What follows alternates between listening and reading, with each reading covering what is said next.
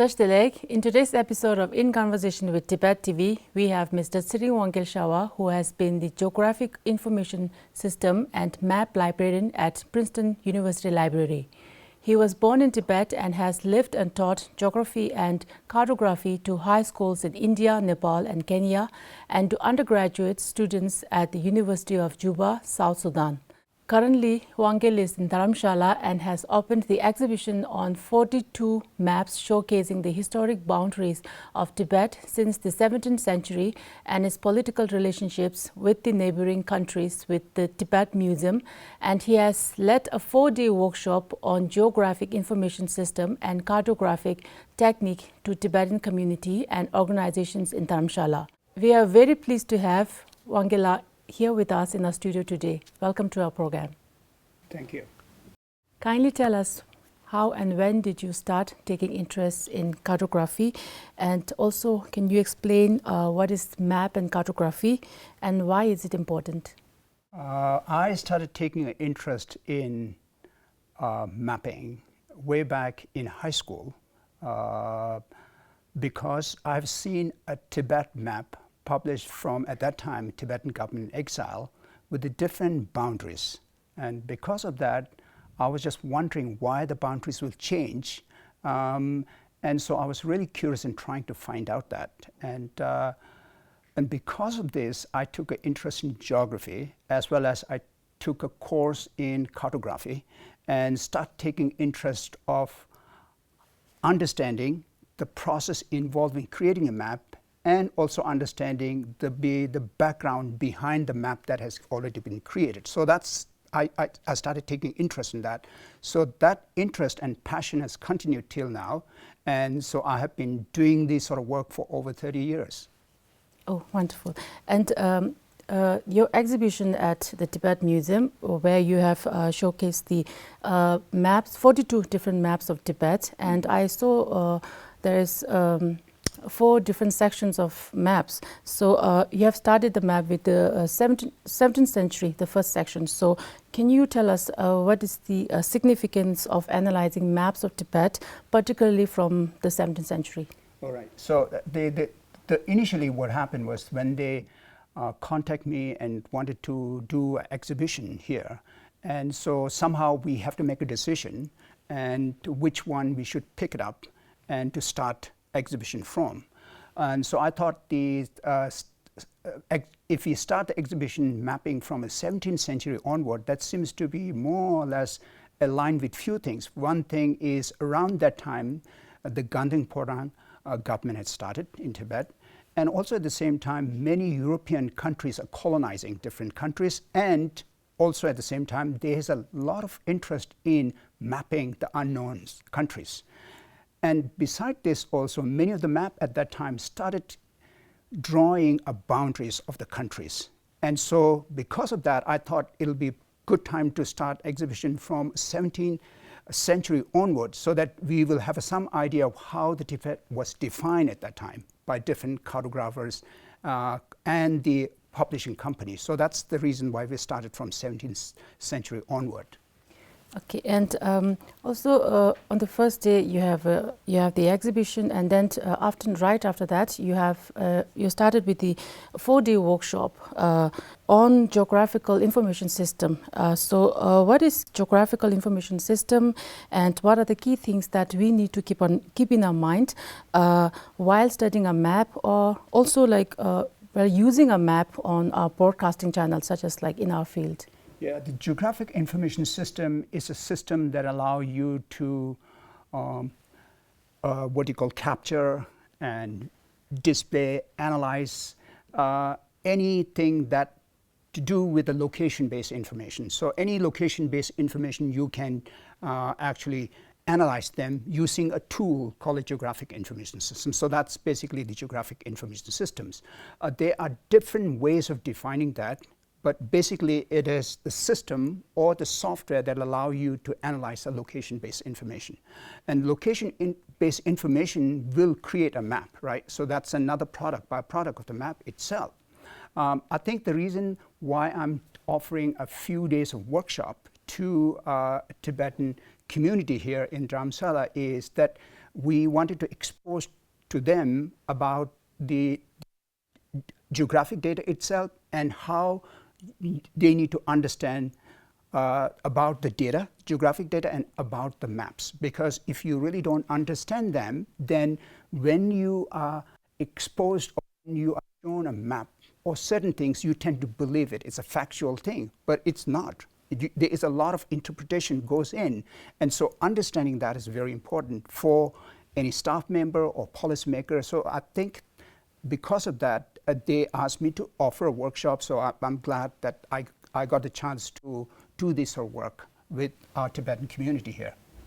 Okay, and with your study in map and cartography for many years, and with all these experiences, I'm sure you must have faced a lot of challenges while doing research and getting the maps and from the museums and also. What are the challenges basically? Yeah, one of the challenges is, the early on was very few maps on Tibet showing all what we call Tibet, right? It's a challenging, and then another challenge is there were very few detailed maps that you can see.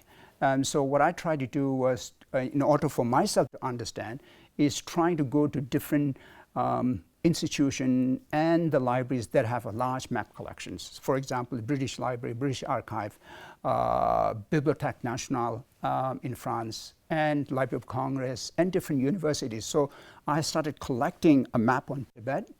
And then also, when I see the map that shows a Tibet slightly different, basically it's slightly different, meaning the boundaries are different, the way it displays are different. So I'm trying to understand why those were done in that way. And so those are one thing. The another thing is a language challenge to me, because I don't read and write Chinese. So if there's a Chinese map, I have to ask somebody else to help me to interpret. However, since I have looked at the map so many times, I have a pretty good understanding when I see the Chinese map also, what they're trying to tell. But content inside, I won't be able to read it, so I have to ask somebody to help me to read those Chinese scripts. Other than that one, obviously, the time factor is there, because I do this Tibet map research is as a passion for myself, right? This is not part of my work. And so that's another challenge, is the time is a challenge to me. Okay, coming to the content of the map, especially map of Tibet, you have published a book, the Township Map and Place Name Index in 2014, which is based on the 2000 Chinese township population census data over Tibet. So can you tell us more about what's the book about, and how has the spatial presentation of maps of Tibet or Tibet has changed over the period of time? I have an interest of capturing the place names of Tibet, because one of the challenges that I see is there is no standardized way of capturing the Tibetan names and how it has to be written in Tibetan scripts and so on and so forth. So what I was trying to do was I was trying to create a map that will allow people to see the location of the place, and then the location place could be viewed in a Chinese script or Tibetan script or the Romanized scripts. That sort of stuff I have interest. So when I was thinking of doing this, I found the Chinese census data on the Tibetan population. And in 2000 Chinese Population Center, the first time they've released what they call ethnic Tibetan population count at the township level. And it's a fairly detailed, right? So you have a province, you have a prefecture, then you have a county, and below that is a township.